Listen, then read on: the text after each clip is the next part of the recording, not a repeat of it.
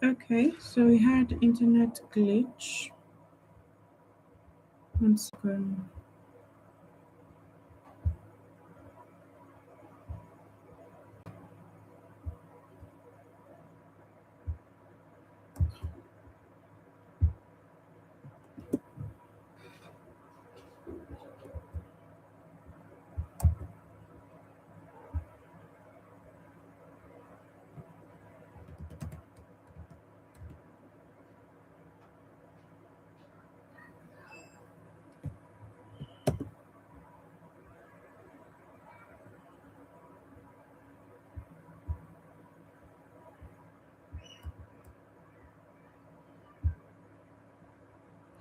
Okay,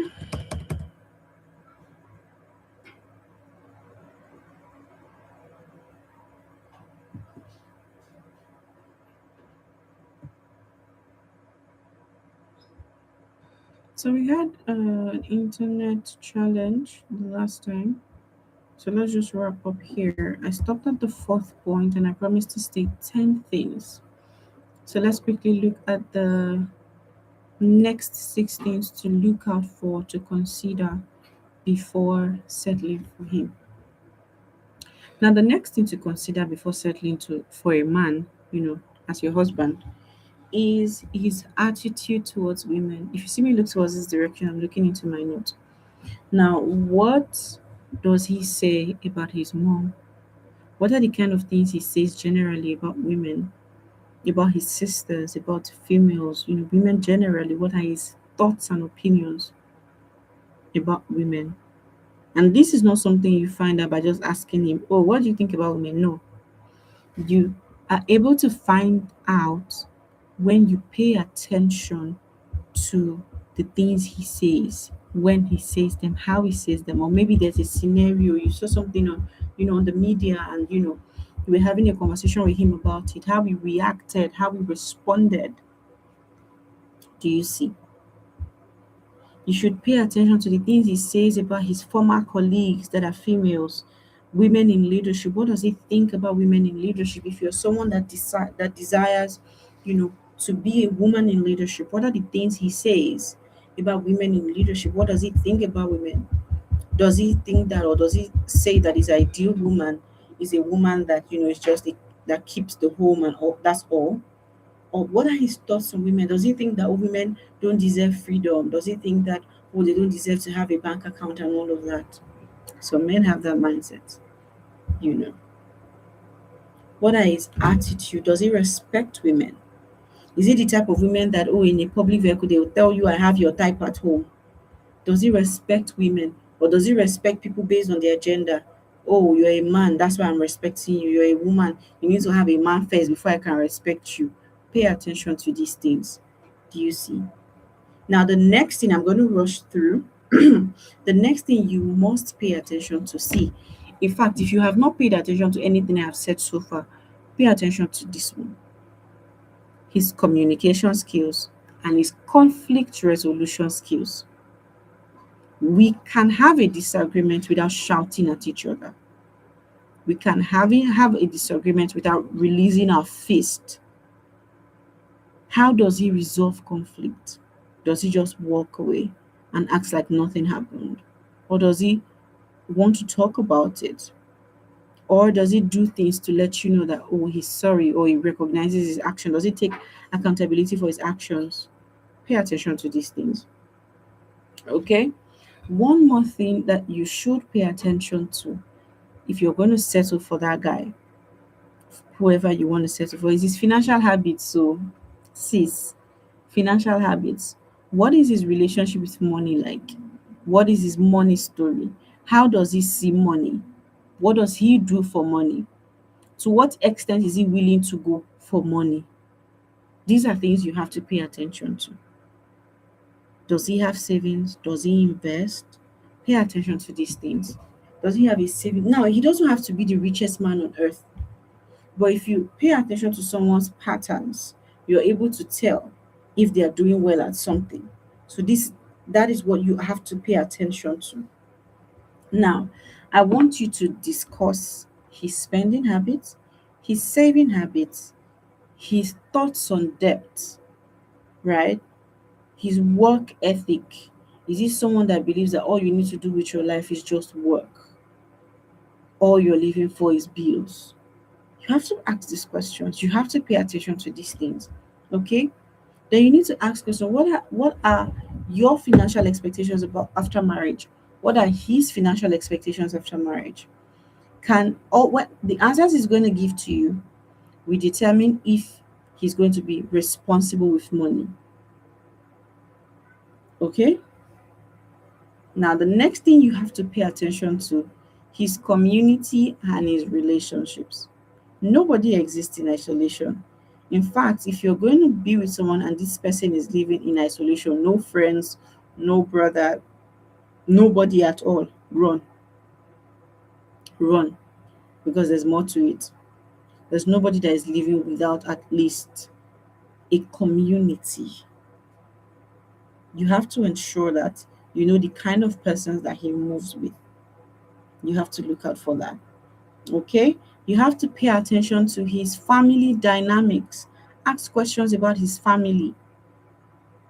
And beyond what he says, pay attention to patterns. And by patterns, I don't mean, spiritual things. I mean, what has been recurrent, what has been playing out in their home. Ask questions as touching these things. Okay? Now, another thing you must consider before settling for a man, your peace and your inner conviction. This one is very important. You can like a person. The person might be a good person, but he might not be good for you. Now, ask yourself these questions. Do you feel safe with this person?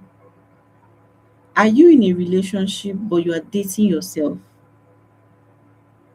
Does this person really like you? Does this person commit to you? Can you be yourself around them without feeling any type of way? Because there are some people that cannot be themselves around their partner. Can you be yourself around your partner without feeling like there's something wrong with you? You have to ask yourself the question, are you constantly anxious when you're with that person, or due to your relationship with that person? Are you constantly anxious? Pay attention to these things. Are you settling because of your age? Oh, you say age is no longer on your side. Are you under pressure from family? Are you feeling lonely and that's why you just want to marry anybody that comes your way? These are important questions you need to ask yourself, because when you're making decision of a life partner, you want to be sure that you're making a sound decision and not a quick one just because of condition, you know. Or are you marrying him just because at that moment, you're broke and he has money at that moment? Please pay attention. Now, the last and final thing I'm going to talk about, that you have to consider before settling for anybody, is compatibility beyond love. Love is important, but you have to be sure that this person you want to settle with is compatible with you, is in alignment with you.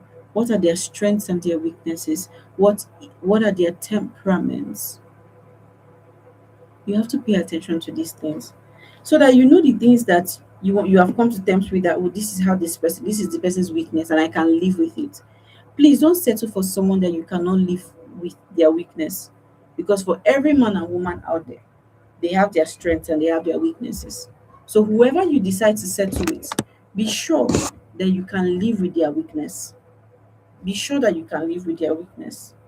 So that you don't get married and you are like, God, I can't live with this. This is too hard. Do you understand? So pay attention to that. Okay? Now, here are some things you must not settle with. If the person is too controlling, the person has a narcissistic behavior, please don't settle for them. I beg you. The person wants to control everything about you. They want to control who you talk to, where you go. Please don't settle for them. If they have repeated dishonesty, they just lie for no reason. If you see that their words don't match their actions, run. Pick your slippers and run. Don't marry them. Okay? If there is physical, verbal, or emotional abuse, run. Don't settle for anybody with this. Physical abuse, they are beating you in your body. Verbal abuse with their words, they are demeaning you with their words, putting you down with their words. Emotional abuse, malice, silent treatment, run. Okay? If this person, or don't settle for someone rather that has extreme jealousy. Of course, someone that loves you should be jealous about you, shouldn't want another person to take you from them. But if it's to the extreme, where you cannot even just have a random conversation with another person without them being paranoid, run, right? Don't settle for someone that just wants to isolate you from your family and your friends and has inability to take responsibility. Please, I want you to know that love does not change people's character. Marriage does not change a lizard and makes him an alligator or a chameleon.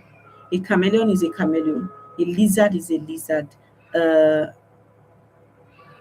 an alligator is an alligator. Because they got married does not mean they will not become alligators. People grow, right? But a larger percentage of the time, there's very little you can control if they are not willing to grow. So don't get married and make your home a rehabilitation center. Get married because of purpose. Get married because there's vision. Get married because there's direction. You know where you're going to. You're making clear, sound decisions. You know their strengths and their weaknesses, and you have accepted that you can live with their weaknesses. Understand their patterns. Know what their money habits is like. Know what their money story is like. Don't just marry for marrying's sake. Love doesn't just change people. And I'd like to say this: don't marry someone that you love more than they love you. Love has to be mutual for it to blossom. If you love the person more than they love you would only be drained, because you would keep giving and giving and giving and giving till there's nothing left to give. And then you realize that that's not what love should look like. It has to be mutual. Marry someone that loves you genuinely, that likes your kind of person, that sees you as a big deal. Please don't marry someone that doesn't see you as a big deal, because you're going to live consistently trying to prove your worth to them, trying to prove that you're worth loving, you're worth the attention. Please don't live like that. You're deserving of more. You're deserving of happiness. And I want to say to someone today that the love that you desire is existing. There's someone somewhere out there that is also investing in themselves the same way you are investing in yourself. And it's my prayer for you today that you meet them, fall in love with each other, and then you marry again. Please, final note, don't marry someone that has a genotype that is not suitable with yours. For example, you cannot be an AS and marry an AS. I beg you. I beg you.